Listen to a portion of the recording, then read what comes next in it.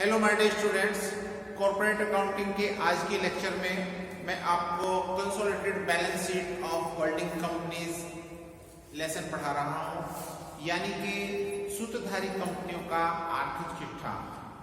Dear student, सबसे पहले तो मैं आपको ये बताना चाह रहा हूं कि सूत्रधारी कंपनी यानी कि होल्डिंग कंपनीज क्या होती हैं। जब मार्केट में बहुत ज्यादा कंपटीशन होता है तो उसका सीधा नुकसान कंपनीज को पहुंचता है, क्योंकि कंपनीज में आपस में होड़ रहती है कि मेरी सेल्स ज्यादा हो, मार्केट में उसका प्रोडक्ट ज्यादा बिके, जिसके लिए लगातार वो अपने प्राइस डाउन करती रहती है, जिसका सीधा लाभ कस्टमर को पहुंचता है। इस कंडीशन में कंपटीशन को खत्म करने के लिए एक कंपनी दूसरी कंपनी के शेयर्स खरीद लेती है।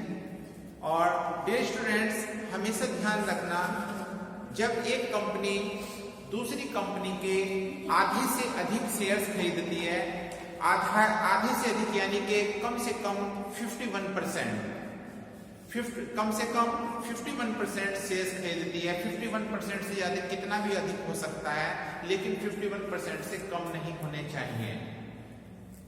जो कंपनी दूसरी कंपनी जो 51% से ज्यादा शेयर्स खरीदती है, वो कंपनी होल्डिंग कंपनी कहलाती है। जैसे मैं यहां पर दिखा रहा हूं कि दो कंपनियां हैं, एच लिमिटेड और एस लिमिटेड। ये जो एच कंपनी है, एस लिमिटेड के आधे से अधिक शेयर्स परचेज कर लेती है, इट मींस 60%। तो उस कंडीशन में जो एच कंपनी है वो होल्डिंग कंपनी कहलाएगी।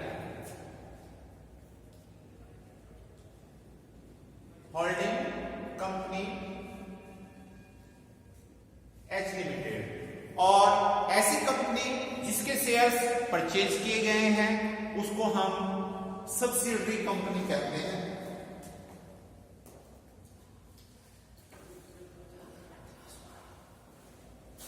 इट मींस यहां पर जो है सब्सिडरी कंपनी है एस लिमिटेड।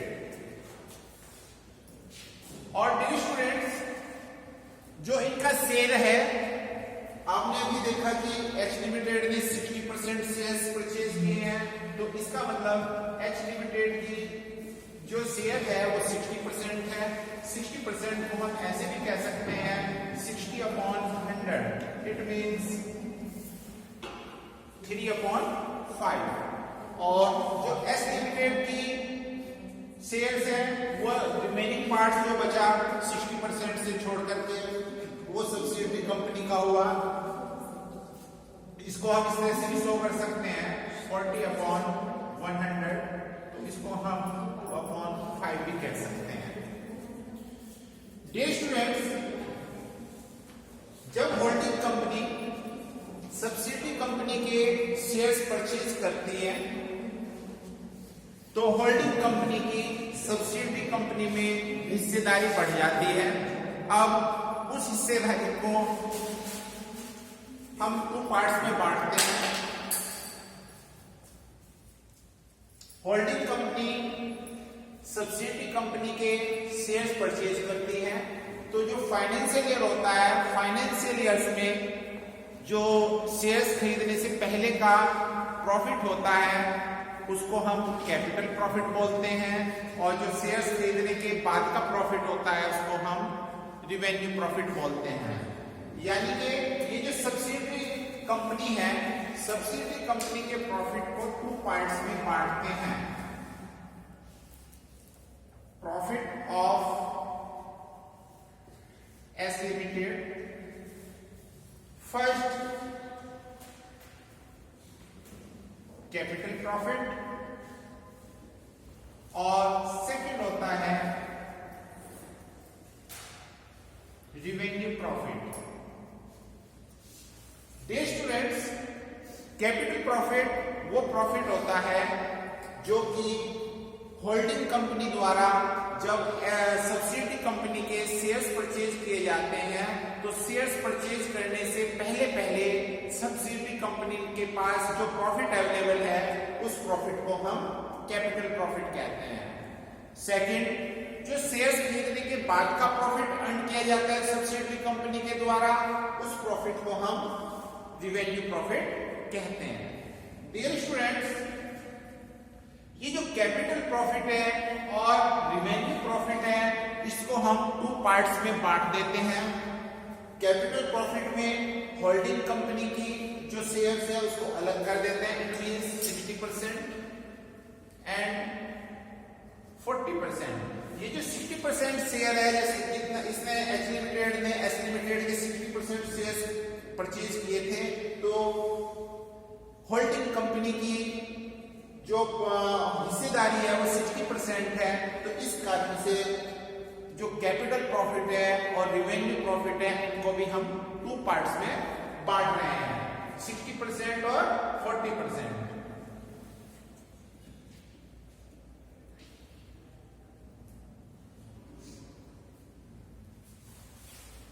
सेकंड, नेक्स्ट निकालते हैं हम कंसोलिडेटेड प्रॉफिट।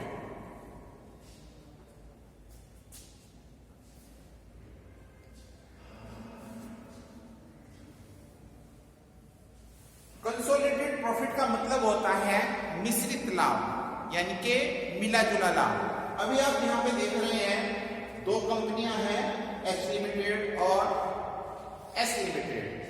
तो वर्ष के दौरान एच लिमिटेड ने जो प्रॉफिट अर्न किया है, प्रॉफिट ऑफ एच लिमिटेड, और सेकंड, ये जो कैपिटल प्रॉफिट है, कैपिटल प्रॉफिट में रिवेन्यू प्रॉफिट में जो होल्डिंग कंपनी है उसकी हिस्सेदारी जो होगी उसके प्रॉफिट को जोड़ देंगे। Profit, revenue profit of H limited, इन दोनों प्रॉफिट को जोड़ करके जो अमाउंट आती है उसको हम कंसोलिडेटेड प्रॉफिट कहते हैं। डियर स्टूडेंट्स, इसके बाद क्वेश्चन में हम लोगों को गुडविल या कैपिटल रिजर्व कैलकुलेट करना पड़ता है, जिसको कैलकुलेट करने के लिए हम इस फॉर्मेट को यूज करते हैं। एच लिमिटेड एस लिमिटेड के शेयर्स परचेज करती है, जिस मूल्य पर एच लिमिटेड द्वारा शेयर्स परचेज किए जाएंगे उस मूल्य को यहां पर नोट करेंगे, वैल्यू ऑफ इन्वेस्टमेंट एक्वायर्ड, इसमें से लेस करेंगे वैल्यू जिस मूल्य पर होल्डिंग कंपनी सब्सिडियरी कंपनी के शेयर्स परचेज करती है, उस मूल्य को नोट किया। इसमें से हम 2 चीज लेस करते हैं। फर्स्ट,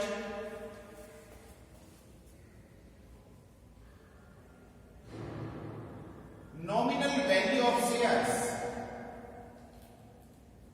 या इसको हम ये भी कह सकते हैं कि फेस वैल्यू ऑफ शेयर्स। इसका मतलब होता है जैसे एच लिमिटेड ने एस लिमिटेड के 60% शेयर्स परचेज किए हैं और एस लिमिटेड के पास मान लिया 10,000 शेयर्स हैं, तो उसमें से 60% यानी कि 6,000 शेयर्स एच लिमिटेड ने परचेज कर लिए हैं और उन शेयर्स का मूल्य है 100 rupees per share.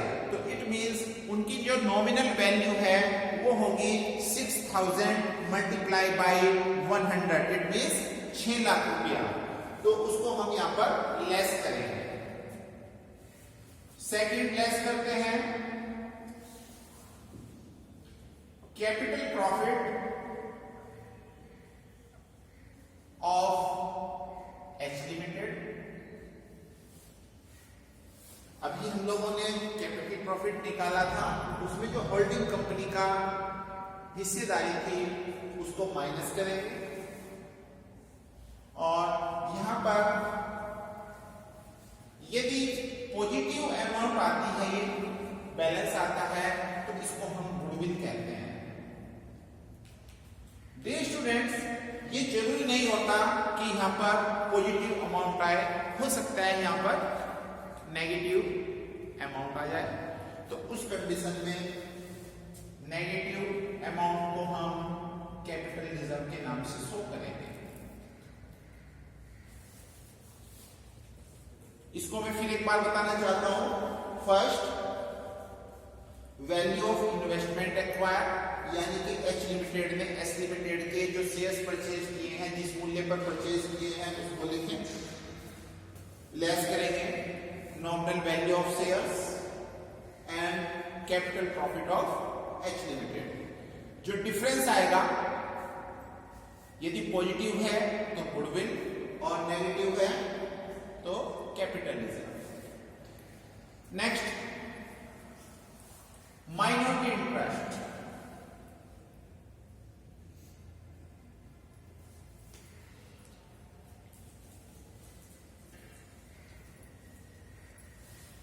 Day students, सबसे पहले मैं आपको बताना चाहता हूं कि ये माइनॉरिटी इंटरेस्ट क्या होता है।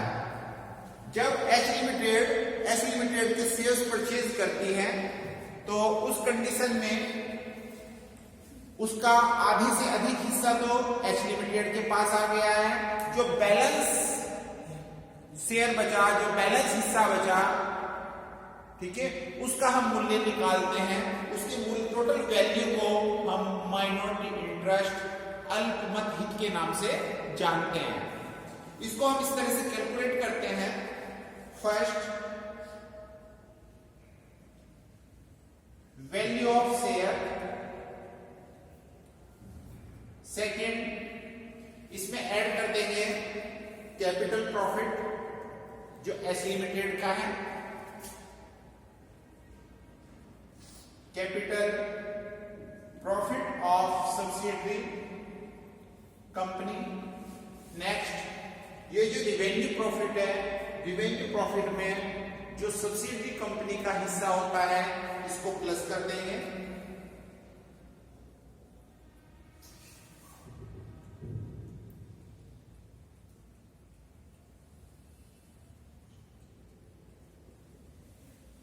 और ये जो बैलेंस अमाउंट आएगी उसको हम माइनॉरिटी इंटरेस्ट के नाम से जानते हैं।